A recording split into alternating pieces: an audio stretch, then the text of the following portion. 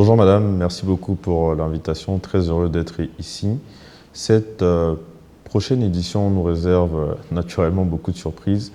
La première chose que je souhaite annoncer, c'est tout d'abord la date, donc c'est les 15 et 16 avril prochains au Sofitel Hôtel Ivoire à Abidjan. Ensuite la thématique qui sera autour de tous les enjeux d'intelligence artificielle. Et puis je suis très fier et heureux d'annoncer notre partenariat renforcé cette année avec le ministère de la Transition numérique et de la digitalisation qui nous permettra de faire de cet événement un événement réellement panafricain.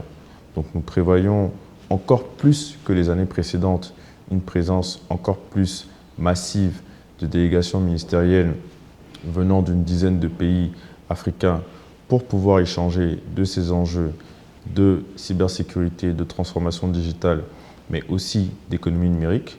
Nous prévoyons encore plus d'exposants, des sessions et des side events d'encore plus grande qualité que les années précédentes. Et nous sommes donc heureux et impatients d'accueillir tous les participants à ce prochain Cyber Africa Forum.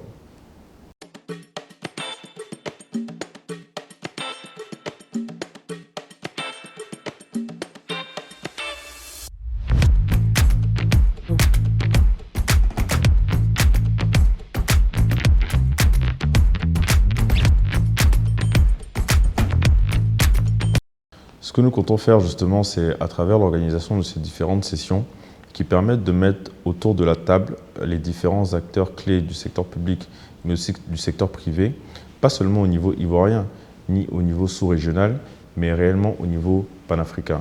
Parce qu'aujourd'hui, la cybersécurité et la lutte contre la cybercriminalité ne peut se faire que de façon concertée. Aucun pays aujourd'hui ne peut avoir la prétention de dire qu'il pourra aller de façon unique ou dans son coin pour arriver à cet objectif.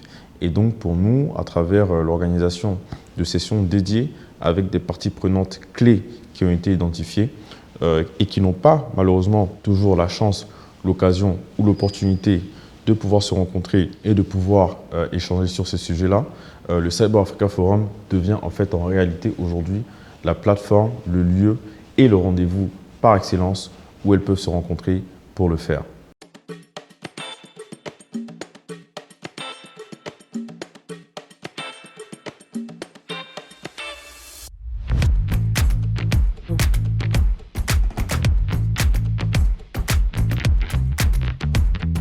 Pour nous, cette thématique apparaissait cruciale d'être adressée dans la mesure aujourd'hui où l'intelligence artificielle, qui est une technologie qui existe déjà depuis plusieurs années, se démocratise de plus en plus.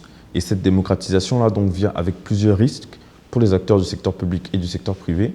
Et donc il nous apparaissait important de pouvoir mettre la lumière sur ce sujet et donc de pouvoir analyser comment est-ce qu'en termes de défense, on pouvait automatiser à travers l'intelligence artificielle ces moyens de se défendre, mais aussi connaître les différents angles d'attaque des cybercriminels ou des cyberattaquants et donc tous les risques cybernétiques autour de ce développement assez exponentiel, si je peux le dire, de l'intelligence artificielle au cours de ces dernières années.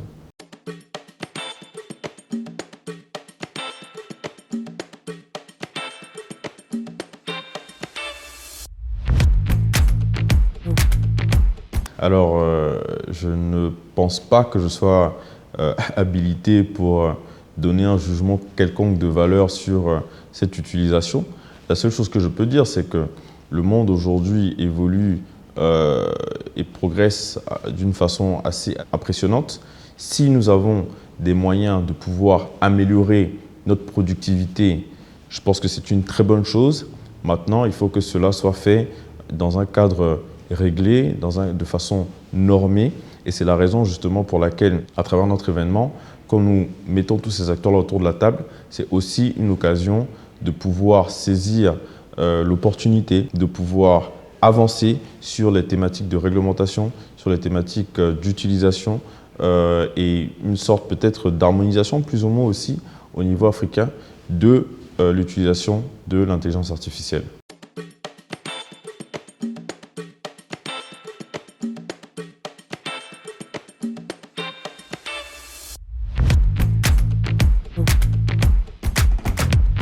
Je pense que l'intelligence artificielle, comme il y a pu y avoir avec d'autres révolutions industrielles, entraînera forcément de facto la disparition de certains métiers. Mais ce n'est pas la première fois que nous avons ou que nous sommes confrontés à ce fait.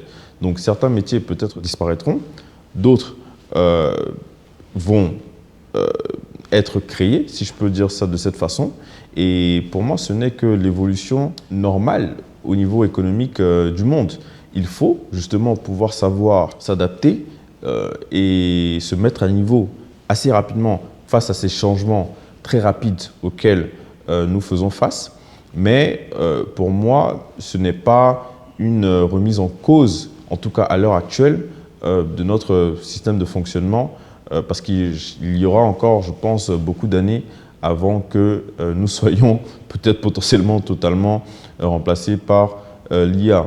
L'objectif aussi de notre plateforme, c'est d'évaluer dès maintenant, aujourd'hui, quels sont justement ces risques, quels seraient les impacts potentiels de ce développement au cours des prochaines années, d'en tirer des conclusions concrètes et surtout de mettre des plans d'action avec des actions de suivi au cours des différents mois et des prochaines éditions que nous organiserons pour suivre l'évolution de ce phénomène.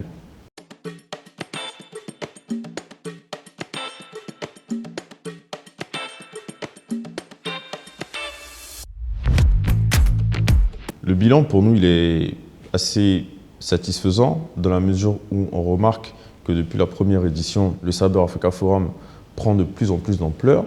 De 700 participants à peu près lors de la première édition, nous étions à plus de 2000 lors de la dernière.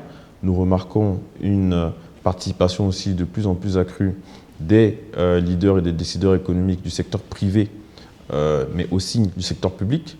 Notre nombre de partenaires et d'exposants que je tiens à remercier à travers cette vidéo croît aussi de façon assez importante au fur et à mesure des années.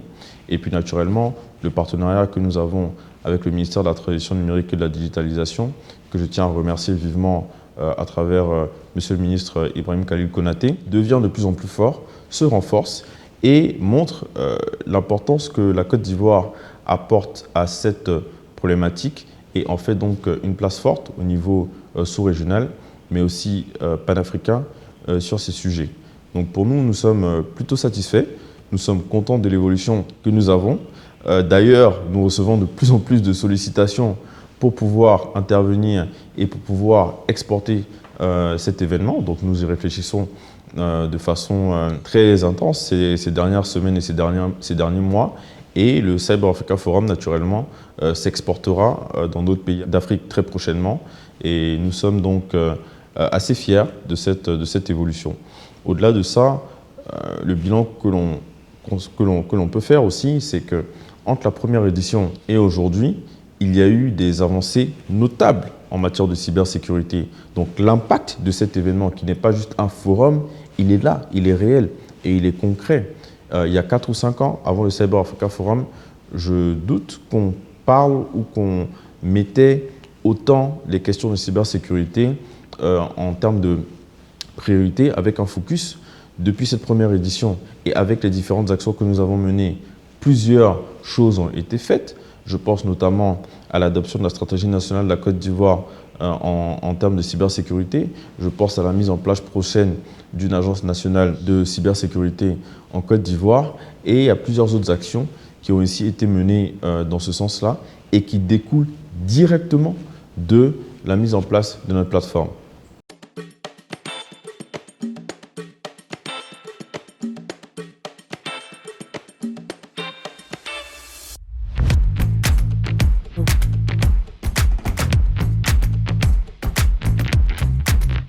Cette année, nous attendons entre 300 et 500 experts également, on va dire, de la sécurité informatique qui seront présents à notre événement. Nous attendons à peu près un millier de participants, un peu moins que l'année dernière parce que notre formule de participation a un peu changé.